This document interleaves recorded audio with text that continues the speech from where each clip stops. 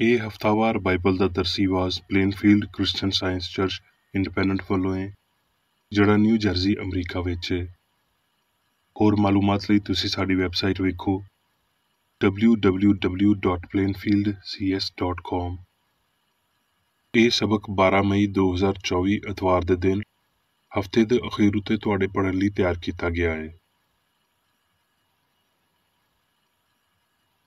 ਮਜ਼ਮੂਨ: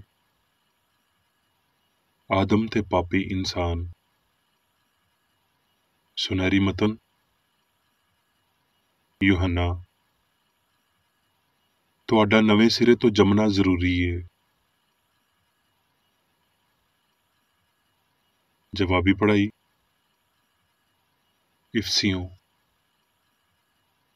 ਇਸ ਲਈ ਮੈਂ ਜਿਹੜਾ ਰੱਬ ਵਿੱਚ ਕੈਦੀ ਹਾਂ, ਤੁਹਾਡੇ ਅੱਗੇ ਇਲਤਜਾ ਕਰਦਾ ਵਾਂ ਭਈ ਜਿਸ ਬੁਲਾਵੇ ਲਈ ਤੁਸੀਂ ਬੁਲਾਏ ਗਏ ਹੋ ਉਹਦੇ ਮੁਤਾਬਕ ਚਾਲ ਚਲੋ, ਯਾਨੀ ਕਮਾਲ ਫਰੋਤਨੀ ਯਾਨੀ ਹਿਲਮ ਦੇ ਨਾਲ ਤਹਮੁਲ ਕਰਕੇ ਮੁਹੱਬਤ ਨਾਲ ਇੱਕ ਦੂਜੇ ਦੀ ਬਰਦਾਸ਼ਤ ਕਰੋ, ਤਾਂ ਜੋ ਅਸੀਂ ਅੱਗੇ ਤੋਂ ਬਾਲ ਨਾ ਰਹੀਏ ਤੇ ਬੰਦਿਆਂ ਦੀ ਬਾਜ਼ੀਗਰੀ ਤੇ ਮੱਕਾਰੀ ਦੇ ਪਾਰੋਂ ਉਹਨਾਂ ਦੇ ਗੁੰਮਰਾਹ ਕਰਨ ਵਾਲੇ ਮਨਸੂਬਿਆਂ ਵੱਲ ਹਰ ਇੱਕ ਤਾਲੀਮ ਦੇ ਝੋਕੇ ਨਾਲ ਛੱਲਾ ਵਾਂਗਰ ਭੁੜਕਦੇ ਨਾ ਫਿਰੀਏ, ਬਲਕਿ ਮੁਹੱਬਤ ਨਾਲ ਸੱਚਾਈ ਉੱਤੇ ਕਾਇਮ ਰਹਿ ਕੇ ਤੇ ਉਹਦੇ ਨਾਲ ਜਿਹੜਾ ਸਿਰ ਏ ਯਾਨੀ ਮਸੀਹ ਦੇ ਨਾਲ ਜੁੜ ਕੇ ਹਰ ਤਰ੍ਹਾਂ ਅੱਗੇ ਵੱਧਦੇ ਜਾਈਏ।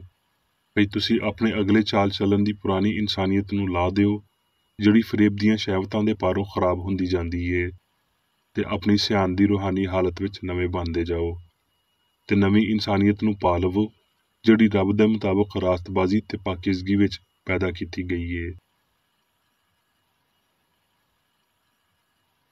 ਦਰਸੀਵਾਜ਼ ਬਾਈਬਲ ਵਿੱਚੋਂ ਪਦਾਇਸ਼। ਰੱਬ ਨੇ ਸ਼ੁਰੂ ਵਿੱਚ ਧਰਤੀ ਤੇ ਅਸਮਾਨ ਨੂੰ ਪੈਦਾ ਕੀਤਾ। ਫਿਰ ਰੱਬ ਨੇ ਆਖਿਆ ਭਈ ਅਸੀਂ ਇਨਸਾਨ ਨੂੰ ਆਪਣੀ ਸੂਰਤ ਉੱਤੇ ਆਪਣੀ ਛਬੀ ਵਾਂਗਰ ਬਣਾਈਏ, ਤੇ ਰੱਬ ਨੇ ਇਨਸਾਨ ਨੂੰ ਆਪਣੀ ਸੂਰਤ ਉੱਤੇ ਪੈਦਾ ਕੀਤਾ। ਰੱਬ ਦੀ ਸੂਰਤ ਉੱਤੇ ਉਹਨੂੰ ਪੈਦਾ ਕੀਤਾ, ਨਰੋ ਨਾਰੀ ਉਹਨਾਂ ਨੂੰ ਪੈਦਾ ਕੀਤਾ। ਰੱਬ ਨੇ ਉਹਨਾਂ ਨੂੰ ਬਰਕਤ ਦਿੱਤੀ, ਤੇ ਰੱਬ ਨੇ ਸਭ ਉੱਤੇ ਜੋ ਕੁਝ ਉਹਨੇ ਬਣਾਇਆ ਸੀ ਨਜ਼ਰ ਕੀਤੀ ਤੇ ਵੇਖਿਆ ਭਈ ਬਹੁਤ ਚੰਗਾ ਏ। ਪੈਦਾਇਸ਼।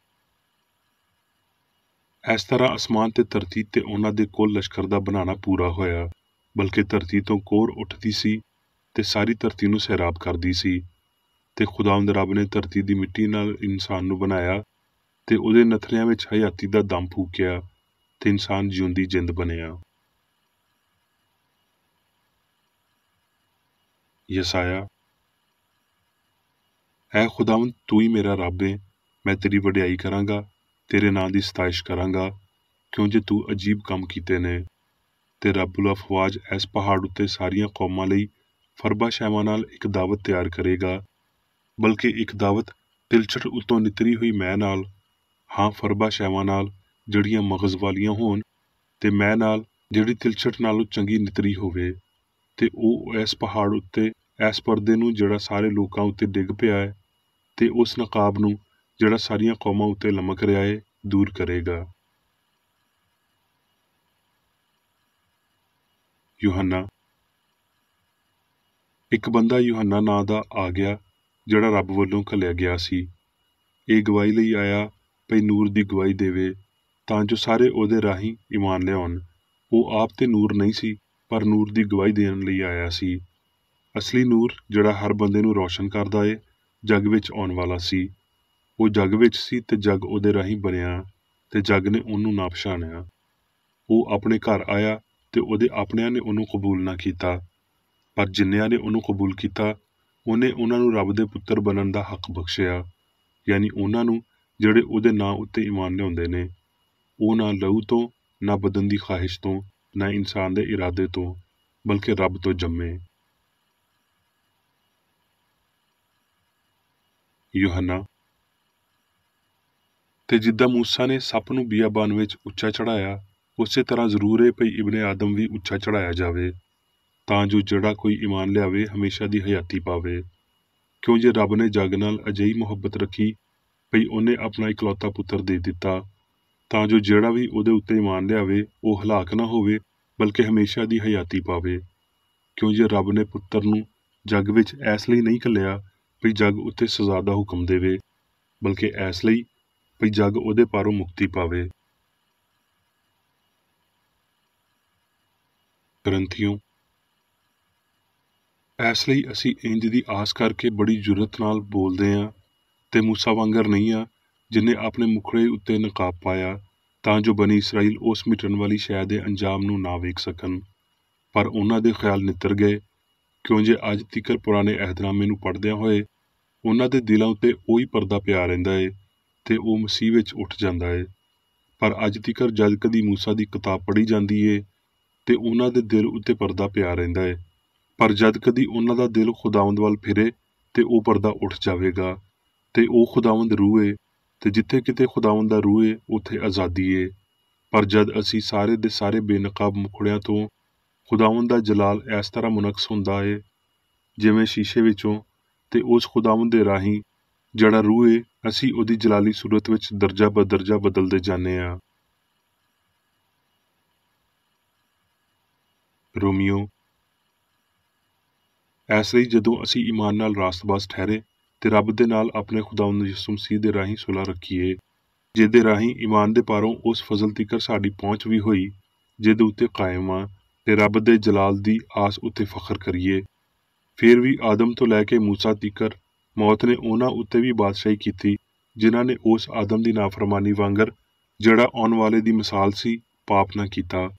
ਕਿਉਂ ਜੇ ਜਦੋਂ ਇੱਕ ਬੰਦੇ ਦੇ ਪਾਪ ਦੇ ਪਾਰੋਂ ਮੌਤ ਨੇ ਉਸ ਇੱਕ ਦੇ ਰਾਹੀਂ ਬਾਦਸ਼ਾਹੀ ਕੀਤੀ, ਤੇ ਜਿਹੜੇ ਲੋਕ ਫਜ਼ਲ ਤੇ ਬਾਦਸ਼ਾਹੀ ਦੀ ਬਖਸ਼ਿਸ਼ ਅਫਰਾਤ ਨਾਲ ਹਾਸਲ ਕਰਦੇ ਨੇ, ਉਹ ਇੱਕ ਬੰਦੇ ਯਾਨੀ ਯਿਸੂ ਮਸੀਹ ਦੇ ਪਾਰੋਂ ਹਮੇਸ਼ਾ ਦੀ ਹਯਾਤੀ ਵਿੱਚ ਜ਼ਰੂਰੀ ਬਾਦਸ਼ਾਹੀ ਕਰਨਗੇ।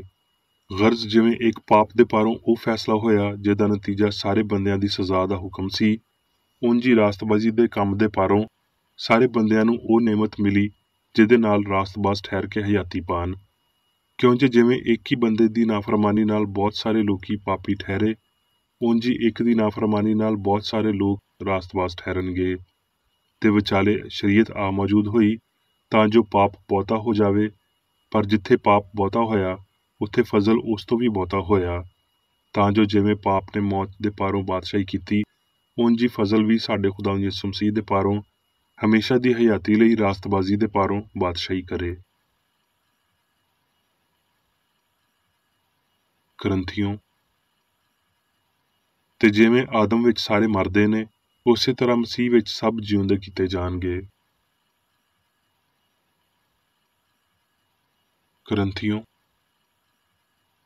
ਇਸ ਲਈ ਜਦ ਸਾਡੇ ਉੱਤੇ ਅਜਿਹਾ ਰਹਿਮ ਹੋਇਆ ਭਈ ਸਾਨੂੰ ਇਹ ਸੇਵਾ ਮਿਲੀ ਤੇ ਅਸੀਂ ਹਿੰਮਤ ਨਹੀਂ ਹਾਰਦੇ, ਤੇ ਜੇ ਸਾਡੀ ਖੁਸ਼ਖਬਰੀ ਉੱਤੇ ਪਰਦਾ ਪਿਆ ਏ ਤੇ ਹਲਾਕ ਹੋਣ ਵਾਲਿਆਂ ਲਈ ਪਿਆ ਏ, ਯਾਨੀ ਉਹਨਾਂ ਬੇਈਮਾਨਾਂ ਲਈ ਜਿਨ੍ਹਾਂ ਦੀਆਂ ਸਿਆਣਾਂ ਨੂੰ ਇਸ ਜਹਾਨ ਦੇ ਰੱਬ ਨੇ ਅੰਨਾ ਕਰ ਦਿੱਤਾ ਏ, ਤਾਂ ਜੋ ਮਸੀਹ ਜਿਹੜਾ ਰੱਬ ਦੀ ਸੂਰਤ ਏ ਉਹਦੇ ਜਲਾਲ ਦੀ ਖੁਸ਼ਖਬਰੀ ਦੀ ਲੋ ਉਹਨਾਂ ਉੱਤੇ ਨਾ ਪਵੇ। ਇਸ ਲਈ ਭਈ ਰੱਬ ਹੀ ਏ ਜਿਨੇ ਆਖਿਆ ਭਈ ਹਨੇਰੇ ਵਿੱਚੋਂ ਲੋ ਚਮਕੇ, ਤੇ ਉਹੀ ਸਾਡੇ ਦਿਲਾਂ ਵਿੱਚ ਚਮਕਿਆ, ਤਾਂ ਜੋ ਰੱਬ ਦੇ ਜਲਾਲ ਦੀ ਪਛਾਣ ਦੀ ਲੋ ਯਿਸੂ ਮਸੀਹ ਦੇ ਮੁਖੜੇ ਤੋਂ ਜਲਵਾਗਰ ਹੋਵੇ। ਹੁਣ ਮੈਂ ਮੇਰੀ ਬੇਕਰ ਏਡੀ ਦੀ ਲਿਖੀ ਹੋਈ ਕ੍ਰਿਸਚਨ ਸਾਇੰਸ ਦੀ ਦਰਸੀ ਕਿਤਾਬ ਸਾਇੰਸ ਤੇ ਸਿਹਤ ਆਇਤਾਂ ਦੀ ਕੁੰਜੀ ਦੇ ਨਾਲ ਵਿੱਚੋਂ ਲਈਆਂ ਹੋਈਆਂ ਲਿਖਾਈਆਂ ਪੜਾਂਗਾ।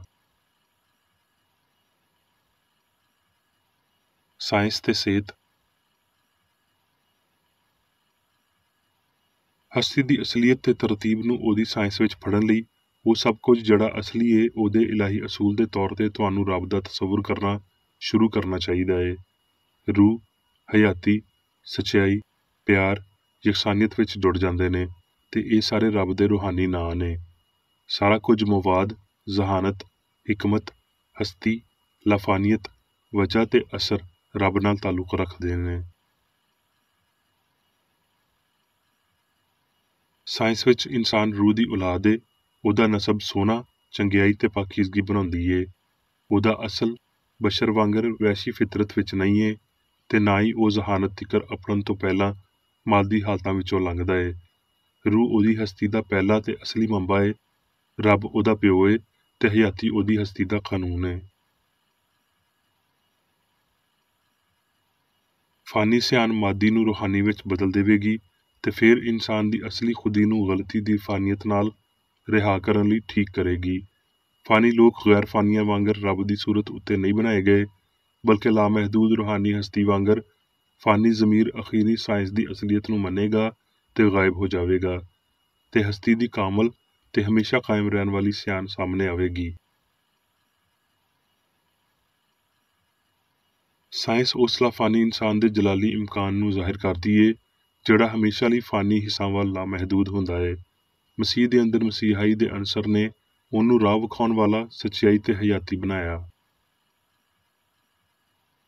ਅਬਦੀ ਸੱਚਾਈ ਉਹਨੂੰ ਬਰਬਾਦ ਕਰਦੀ ਏ ਜਿਹੜਾ ਇਨਸਾਨ ਨੂੰ ਗਲਤੀ ਤੋਂ ਸਿੱਖਿਆ ਹੋਇਆ ਵਿਖਾਲੀ ਦਿੰਦਾ ਏ, ਤੇ ਰੱਬ ਦੇ ਪੁੱਤਰ ਦੇ ਤੌਰ ਤੇ ਇਨਸਾਨ ਦੀ ਅਸਲੀਅਤ ਰੋਸ਼ਨੀ ਵਿੱਚ ਆਂਦੀ ਏ। ਜ਼ਾਹਰ ਕੀਤੀ ਹੋਈ ਸੱਚਾਈ ਹਮੇਸ਼ਾ ਦੀ ਹਯਾਤੀ ਏ। ਬਸ਼ਰ ਜਦੋਂ ਤੀਕਰ ਇਹ ਨਹੀਂ ਸਿੱਖਦਾ ਭਈ ਰੱਬ ਵੀ ਵਾਹਦ ਹਯਾਤੀ ਏ, ਉਹ ਗਲਤੀ ਦੇ ਆਰਜ਼ੀ ਮਲਬੇ, ਪਾਪ, ਬਿਮਾਰੀ ਤੇ ਮੌਤ ਦੇ ਅਕੀਦੇ ਵਿੱਚੋਂ ਕਦੀ ਬਾਹਰ ਨਹੀਂ ਆ ਸਕਦਾ। ਬਦਨ ਵਿੱਚ ਹਯਾਤੀ ਤੇ ਅਹਿਸਾਸ ਇਸ ਸਮਝ ਨਾਲ ਫਤਹ ਕੀਤੇ ਜਾਣੇ ਚਾਹੀਦੇ ਨੇ ਜਿਹੜੀ ਇਨਸਾਨ ਨੂੰ ਰੱਬ ਦੀ ਸ਼ਬੀਹ ਬਣਾਉਂਦੀ ਏ, ਫਿਰ ਰੂਹ ਬਦਨ ਉੱਤੇ ਫਤਹਮੰਦ ਹੋਵੇਗੀ। ਆਦਮ ਨਾ ਇਸ ਝੂਠੇ ਅਕੀਦੇ ਨੂੰ ਪੇਸ਼ ਕਰਦਾ ਏ ਭਈ ਹਯਾਤੀ ਹਮੇਸ਼ਾ ਦੀ ਨਹੀਂ ਏ, ਬਲਕਿ ਇਹਦਾ ਸ਼ੁਰੂ ਤੇ ਅੰਜਾਮ ਏ। ਭਈ ਲਾਮਤਨਾਹੀ ਮਤਨਾਹੀ ਵਿੱਚ ਸ਼ਾਮਲ ਹੁੰਦਾ ਏ, ਭਈ ਜ਼ਹਾਨਤ ਗੈਰ ਜ਼ਹਾਨਤ ਵਿੱਚੋਂ ਗੁਜ਼ਰਦੀ ਏ, ਤੇ ਰੂਹ ਮਾਦੀ ਫਹਿਮ ਵਿੱਚ ਵਸਦੀ ਏ। ਭਈ ਫਾਨੀ ਅਕਲ ਮਾਦੇ ਨੂੰ ਤੇ ਮਾਦਾ ਫਾਨੀ ਅਕਲ ਤੋਂ ਮਾਖੂਜ਼ ਹੁੰਦਾ ਏ। ਭਈ ਵਾਹਦ ਰੱਬ ਤੇ ਖਾਲਕ ਉਹਦੇ ਵਿੱਚ ਸ਼ਾਮਲ ਹੋਇਆ ਜਿਹਨੂੰ ਉਹਨੇ ਖਲਕ ਕੀਤਾ, ਤੇ ਫਿਰ ਮਾਦੇ ਦੀ ਗੈਰ ਮਜ਼ਬੀਅਤ ਵਿੱਚ ਗਾਇਬ ਹੋਇਆ।